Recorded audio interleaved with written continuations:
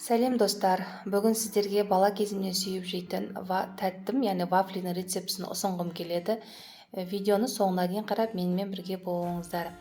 Вафли дайындау үшін алдымен бізге бөлме температурасындағы сары май, ұн, шекер және 5 жұмыртқа қажет болады. Алдымен ыдысқа жұмыртқаны кезекпе-кезек жарып саламыз.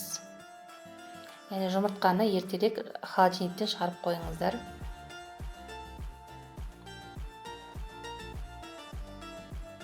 Одан соң шекерді салып, жақсылап венчиктің көмегімен араластырамыз.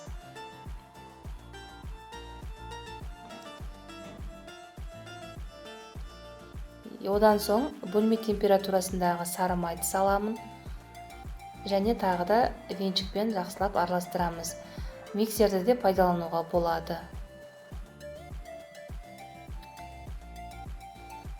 Міне осылай барлығын сары майлар әбден ерігенше осылай жақсылап миксердің көмегімен араластырып алдым. Енді аз-аздан ұнымызды қосамыз.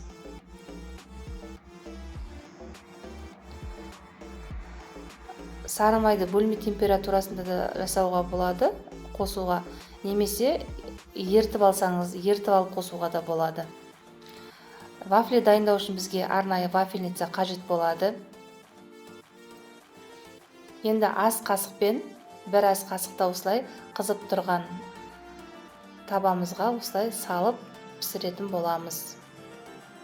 2 минут, 3 минуттың жобасында уже вафліміз піседі. Міне біздің вафлиларымыз дайын. Вафлиді ыстық күйінде ораған жақсы, яғни кішкене тұрып қалса, ол қатып қалып оралмай қалады. Осылай барлығын кезекпе-кезек пісіріп аламыз.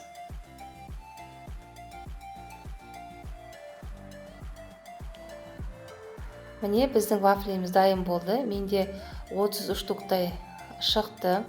Егер менің видеом сіздерге ұнаған болса, лайк басып, комментарий қалдыруларыңыз сұралады. Және менің каналыма тіркелуді ұмытпаңыздар. Сіздермен болған Лунара.